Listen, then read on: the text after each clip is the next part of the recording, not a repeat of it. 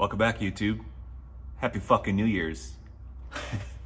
I hope everybody had a great holidays, good Christmas. I hope you all got everything you wanted for Christmas. Because I know I sure as hell didn't. I asked for coal and I got socks. So figure that one out. Anyways, I'm Rob from Boosted Cycle Performance. And today we're talking about the 1,000 horsepower bike. But before I get into that, I did want to break the wind, or the news, and before anybody asks, because hasn't been much said about this, I personally delivered Joe STI his bike back in the beginning of November. Gave him the walk around, made him go ride it, which was cool, and so I know he's doing some things to it. I don't want to spill any of his secrets or anything like that, but it was really cool to hang out with him for a couple hours, and I can't wait to work with him over the next summer and get that thing flying. Today's main focus is talking about the wiring, the ECUs, and the plumbing that's on the bike, meaning the intercooler, the coolant system, the fuel system, because both of those things, all the plumbing and wiring, has been what's taken the longest on this thing over the last 2 months. It's always been said that the last 10% takes 90% of the time, and that's really where we're at. The bike obviously isn't complete. There's still a lot of stuff out in the open, but I want to walk around and show you guys, give an update, and just show you guys where it's at. And the next video you see of this thing will be of it running. Well, here we go, guys. Filming this a couple days after I filmed the intro, so if you notice, there's no tape on the frame anymore. But I'm just gonna start at one point, just kind of do a walk around, explain a few things. First off, I want to start. So this is the new ignition coils. Got rid of the coil unplug stuff. You can get pretty far with the stock coils, and you can get a little bit further with those. I think they're the maximum energy coils, but those things still suck compared to these things.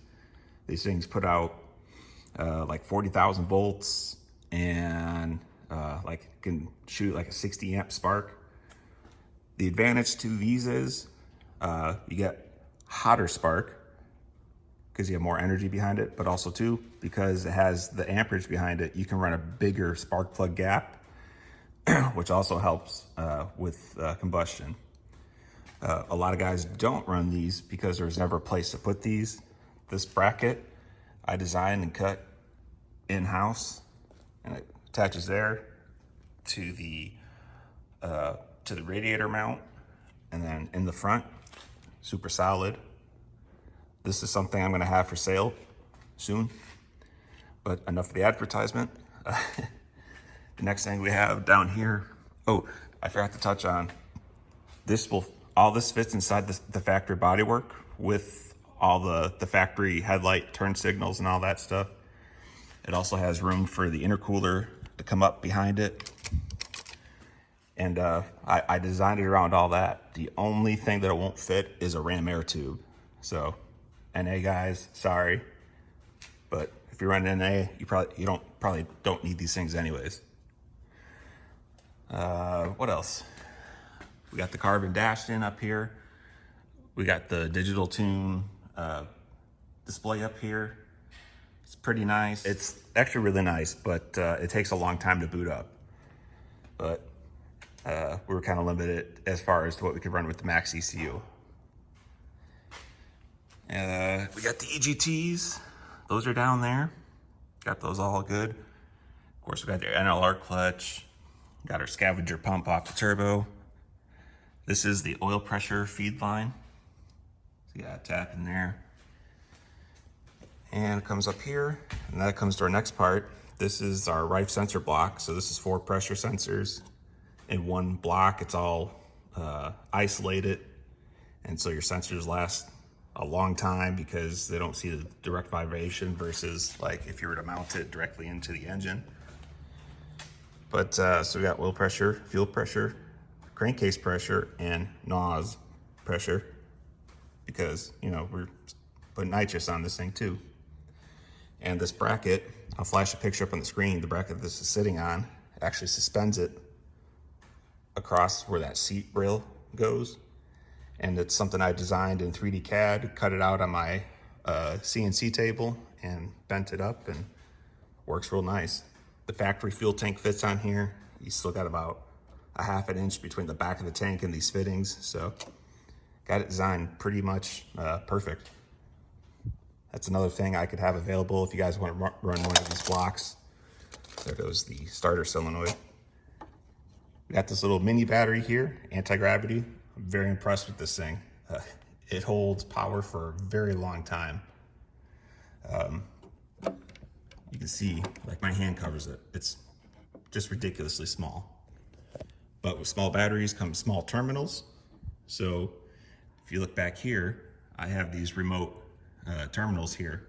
So we just have the two cables coming off the battery for the negative and the positive. And then, you know, you can stack on the extra terminals where you need it.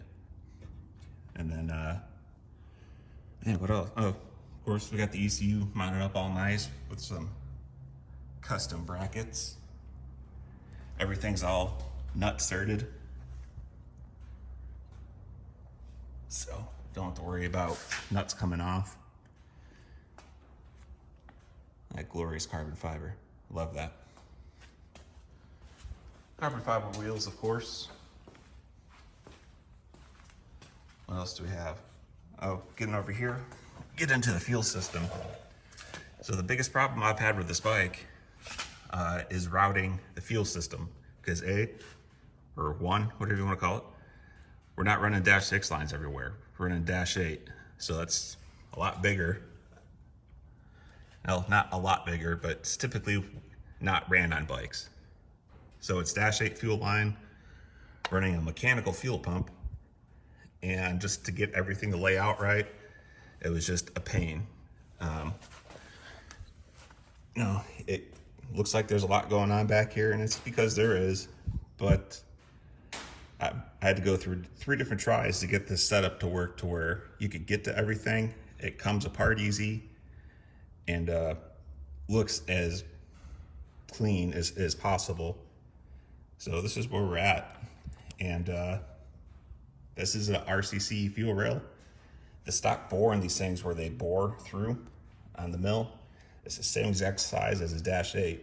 So I cut off the -6 nipples on it and welded on the -8 fittings, and now we have a -8 fuel system. Over here we got an Aeromotive 6 gallon per minute mini regulator. Have a flex fuel sensor here.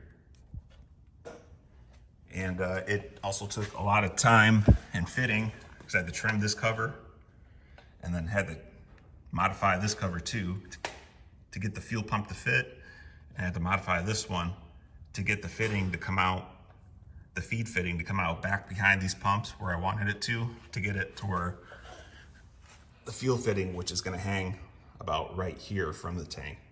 So it's taken a while to do that, but overall, this is the simplest, cleanest way I found for it.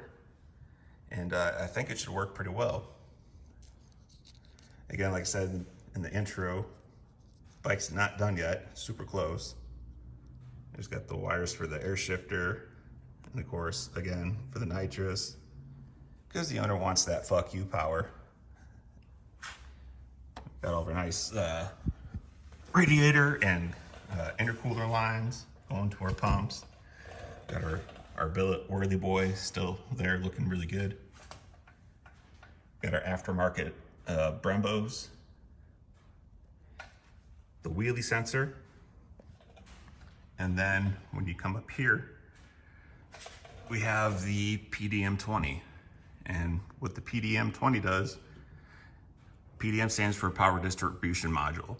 So what this thing does is any of the power for the bike. So you need power for your lights, for sensors, for relays, or it does, yeah, all your fuses, all your relays, your turn signal flashers.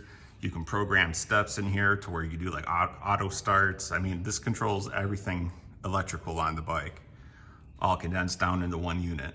And then it talks to the main computer via CAN bus. So there's 2 wires that run back to the other ECU, and then you can program this thing to do pretty much anything. So the only downfall to this was I was the first person to have one of these things, and I found when I was getting things set up that they weren't really corresponding like I thought they should. Now, mind you, the directions on PDMs in general are pretty limited. You just kind of have to know how CAN bus works to program the stuff. But it took 4 firmware updates working back and forth with Max ECU directly to get this thing to do everything it's supposed to do. So it's I've had power on the bike,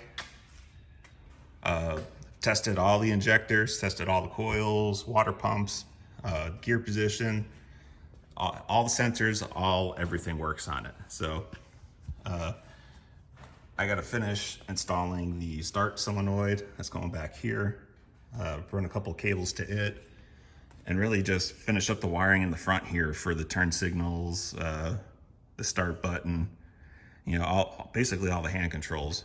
So it's super, super close. Just another day or two of sorting things out. And next time you see this thing, I'm going to be squeezing the old start button over there and seeing what this thing sounds like. So that's it for now, guys. Thanks for watching, and please subscribe, and we'll see you on the next one.